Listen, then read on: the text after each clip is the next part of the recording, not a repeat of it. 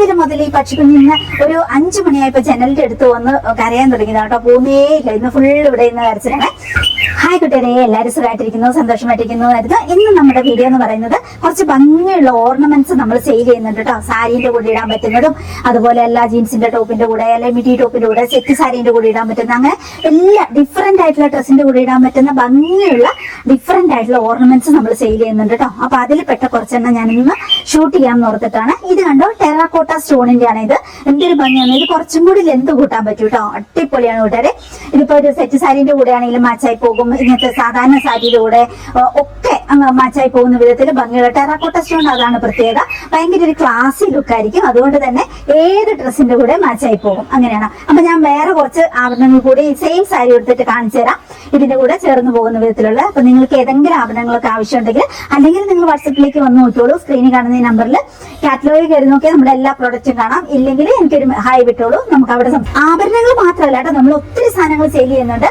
Beauty പ്രോഡക്റ്റുകൾ, health പ്രോഡക്റ്റുകളും, മില്ലറ്റും, സ്പൈസസും, ചെടികളും, ഡ്രസ്സും ഒക്കെ സെയിൽ ചെയ്യുന്നുണ്ട്. അപ്പൊ നിങ്ങൾ എന്തായാലും കാറ്റലോഗിലേക്ക് ഒന്ന് വന്ന് നോക്കിക്കോളൂ. ഇതിപ്പോ ടെറാക്കോട്ട സ്റ്റോണിൽ പെട്ടതാണ്. കുറെ കൂടി നീളം കൂട്ടാം. ഇയർ ജ്വല്ലറി ഉണ്ട് വലിപ്പമുള്ളത്. ആ കൂടെ ഇതും കൂടി ഏത് സാരിന്റെ കൂടെ അങ്ങ് മാച്ചായി പോകുന്നതാണ്. നിങ്ങൾക്ക് ഇഷ്ടപ്പെട്ടു എന്ന് കരുതുന്നു. എന്തായാലും നിങ്ങൾ വാട്സപ്പിലേക്ക് ഒന്ന് വായോ. കുറച്ച് പിള്ളേരെ എന്നോട് വാട്സപ്പില് മെസ്സേജ് ഇട്ടിട്ടുണ്ടായിരുന്നു, ചേച്ചി സാരി ഉടുത്തിട്ടൊരു വീഡിയോ ചെയ്യോ, സാരി ഉടുക്കുന്നത് എങ്ങനെയെന്ന്, നല്ല ഭംഗിയായിട്ട് വൃത്തിയായിട്ട് എങ്ങനെ സാരി ഉടുക്കാന്നുള്ളതിനെ കുറിച്ച് ഒരു വീഡിയോ ചെയ്യാവോ, പിന്നെ അതിന്റെ ടിപ്സുകളൊക്കെ ചേച്ചി എങ്ങനെയാ, അതിന് എന്തൊക്കെ ട്രിക്കുകൾ ഉപയോഗിക്കുന്നത്, അങ്ങനെ ഉള്ള കാര്യങ്ങളൊക്കെ ഒരു വീഡിയോ ചെയ്യാവോ എന്ന് കേട്ടോ. പണ്ട് ചേച്ചി സാരി ഉടുത്തൊരു വീഡിയോ ഇട്ടിട്ടുണ്ടായിരുന്നു, ഇപ്പൊ അത് കാണുന്നില്ല എന്ന്. പഴയ വീഡിയോസ് എല്ലാം ഞാൻ ഡിലേറ്റ് ആക്കി കളഞ്ഞായിരുന്നു. കാരണം അതൊരു ക്ലാരിറ്റി ഇല്ലാതെ നമ്മൾ എടുത്തേക്കുന്ന ആ ഒരു രീതിയിലൊക്കെ എടുത്തുകൊണ്ട് ഒരു ക്ലാരിറ്റി ഇല്ലാത്തതുകൊണ്ട്, പിന്നെ എന്റെ ചാനൽ എന്തോ സ്ട്രക്ക് ആയ പോലെ ആയപ്പോൾ കുറെ പേര് പറഞ്ഞു ഓൾഡ് വീഡിയോസ് ഒക്കെ ഡിലേറ്റ് ആക്കിയിട്ടുണ്ട്, ഈ ചാനൽ നന്നായിട്ട് ആ ഒരു സ്ട്രക്ക് ആയത്, അത് ആ പ്രശ്നം മാറുമെന്ന്. അത് കേട്ടിട്ട് ഞാൻ അതെല്ലാം കൂടി ഡിലേറ്റ് ആക്കിയിട്ടുണ്ടായിരുന്നു. പിന്നെ ക്ലാരിറ്റി ഇല്ലായിരുന്നു പണ്ടത്തെ വീഡിയോസിനൊക്കെ. അപ്പൊ അതുകൊണ്ട് അങ്ങനെ ആ സാരി ഉടുക്കുന്ന വീഡിയോ ഒക്കെ പോയി ഞാൻ ഇട്ടിട്ടുണ്ടായിരുന്നു. സാരി ഉടുക്കുന്ന സാരിനെ കുറിച്ച് പറയുകയാണെങ്കിൽ കാഷ്വൽ ആയിട്ടുള്ള കാര്യങ്ങൾക്കൊക്കെ നമുക്ക് കുറച്ച് കോട്ടൺ മിക്സ് ആയിട്ടുള്ള സാരി, ഇപ്പൊ ഞാനൊക്കെ ഉടുത്തിരിക്കുന്ന പോലത്തെ ആണെങ്കിൽ അതായിരിക്കും കൂടുതൽ നമുക്ക് കുറച്ച് ഇട്ടുകൊണ്ട് നടക്കാൻ കംഫർട്ട്. ഇപ്പൊ ഏത് കാലാവസ്ഥയിലാണെങ്കിലും ഈ ഭയങ്കരമായിട്ട് കട്ടിയുള്ളതും തിളക്കമുള്ളതും ഒക്കെ ആകുമ്പോൾ നമുക്ക് കുറച്ച് അസ്വസ്ഥത കൂടുതലായിരിക്കും ആ ഒരു രീതിയിൽ. അപ്പൊ ഞാനിപ്പോഴും ചൂസ് ചെയ്യുന്നത് വില നോക്കിയിട്ടല്ല, ഇതുപോലെ ഭയങ്കര കംഫർട്ടായിട്ട് ഉടുക്കാൻ പറ്റുന്ന വിധത്തിലുള്ള അങ്ങനത്തെ സാരീസ് ആണ് ഞാൻ എപ്പോഴും സെലക്ട് ചെയ്യുന്നത് കേട്ടോ. പിന്നെ അതിന് കുറച്ച് ടിപ്പുകളൊക്കെ ഉണ്ട് സത്യം പറഞ്ഞിട്ടുണ്ടെങ്കിൽ. അതായത് ഈ ഭാഗത്തൊക്കെ നമ്മൾ ഞൊറി എടുക്കുമ്പോൾ തീരെ ചെറിയ ഞൊറികൾ എടുക്കുക. ഞാൻ മിനിമം 7 ഞൊറിയെങ്കിലും എടുക്കും. ചിലവരൊക്കെ 5 എണ്ണം ഒക്കെ എടുക്കത്തുള്ളൂ. അങ്ങനെ ഞാൻ 7 എണ്ണം എന്തായാലും എടുക്കും കേട്ടോ. അപ്പൊ ചെറിയ ചെറിയ ഞൊറികൾ എടുക്കും. എന്നിട്ട് നമ്മൾ സ്റ്റാർട്ടിങ് മുതൽ, ഞാനത് സാരി ഉടുക്കുന്നതായിട്ട് ഒരു വീഡിയോ ചെയ്യാം, അങ്ങനെ സ്റ്റാർട്ടിങ് മുതൽ നമ്മൾ പിന്ന് കുത്തിയിട്ട് ഞൊറിഞ്ഞ് ആ ഒരു രീതിയിലേക്കാണ് കൊണ്ടുവരുന്നത്. പിന്നെ ഈ ഭാഗം വരുമ്പോൾ നമ്മൾ ഇവിടുത്തെ ഈ ആദ്യത്തെ ഞൊറി എടുത്തിട്ട് ഇങ്ങോട്ടേക്ക് സ്ട്രെയിറ്റ് പിടിച്ചിട്ട് ഇവിടെ ഒരു പിന്ന് കുത്തും അകത്ത്. ആ ഒരു രീതിയിലാകുമ്പോൾ ഇവിടെ കുറച്ച് ഇങ്ങനെ വീതിയിൽ സ്ട്രെയിറ്റിൽ ഇരിക്കും. വീതിയല്ല, ഇങ്ങനെ സ്ട്രെയിറ്റ് ആയിട്ട് വെച്ചിട്ട് ഉടുക്കുന്നതല്ല. ചിലവർ ഇവിടം വരെ കയറ്റി ഇങ്ങനെ കഴുത്തിലേക്ക് കയറ്റി കൊടുക്കുന്ന, അന്നേരം ആ സാരീന്റെ ഭംഗി അങ്ങ് കുറഞ്ഞു പോകും പോലെ തോന്നും. അപ്പൊ ആ രീതിക്ക് അപ്പൊ നമ്മൾ കുറച്ച് താത്തിയിട്ട് ഇങ്ങനെ സ്ട്രെയിറ്റ് ആയിട്ട് ഒരു പിന്ന് കുത്തിയിട്ട് ആ ഒരു രീതിയിലാണ് ഞാൻ ചെയ്തത്. പിന്നെ താഴേക്കാണെങ്കിൽ നന്നായിട്ട് ഞൊറിയെടുക്കും. പിന്നെ ഈ ഒരു ഭാഗം, പിന്നെ ഈ ഒരു ഭാഗത്തിന്റെ ഷേപ്പ് നമ്മൾ മുകളിലല്ല നമ്മൾ ഞൊറികളെല്ലാം പിടിക്കേണ്ടത്, താഴേക്കാണ് ഈ ഞൊറികളെല്ലാം പിടിച്ച് നല്ല അറേഞ്ച് ചെയ്ത് ആ ഒരു രീതിയിൽ താഴേക്കാണ് നമ്മൾ വെക്കേണ്ടത്. പിന്നെ ഒരു പോയിന്റ് എന്ന് വെച്ചിട്ടുണ്ടെങ്കിൽ, ഞാനിപ്പോഴും സാരി എടുക്കുമ്പോൾ 2 അടിപ്പാവട ഇടും.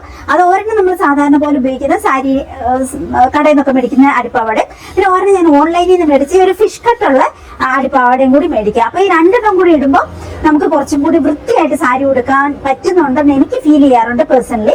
ആ ഒരു ഫിഷ് കട്ട് എന്ന് പറയുമ്പോൾ ഭയങ്കര കുഴൽ പോലെയുള്ളത് മേടിച്ചാൽ നമുക്ക് നടക്കാനൊക്കെ ഭയങ്കര ഇച്ചിരി ബുദ്ധിമുട്ടാവും. അതുപോലെയല്ല ഞാൻ യൂസ് ചെയ്യുന്നത് കുറച്ച് വീതിയുള്ള ടൈപ്പാണ്.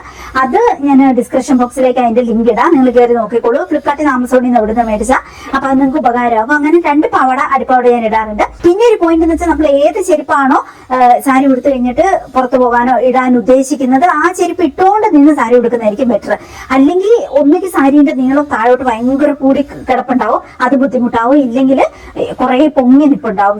പിന്നെ നമ്മൾ ചെരുപ്പിട്ട് കഴിയുമ്പോൾ സാരി കുറെ പൊങ്ങി നിപ്പുണ്ടാവും, അത് ബുദ്ധിമുട്ടാവും. അപ്പൊ നമ്മൾ എന്ത് ചെരുപ്പാണോ ഇടാൻ ഉദ്ദേശിച്ചേക്കണം, ആ ചെരുപ്പ് ഇപ്പം ഒരു വട്ടമൊക്കെ പുറമെ ഇട്ട ചെരുപ്പാണെങ്കിൽ ഒരു പേപ്പറോ ഷീറ്റോ എന്തെങ്കിലും വിരിച്ചിട്ട് അതിന്റെ മുകളിൽ അങ്ങ് ഇട്ടിട്ട് നിൽക്കുക. അങ്ങനെ നിന്നിട്ട് സാരി ഉടുക്കുകയാണെങ്കിൽ അതായിരിക്കും കൂടുതൽ വൃത്തിയായിട്ട് വരിക.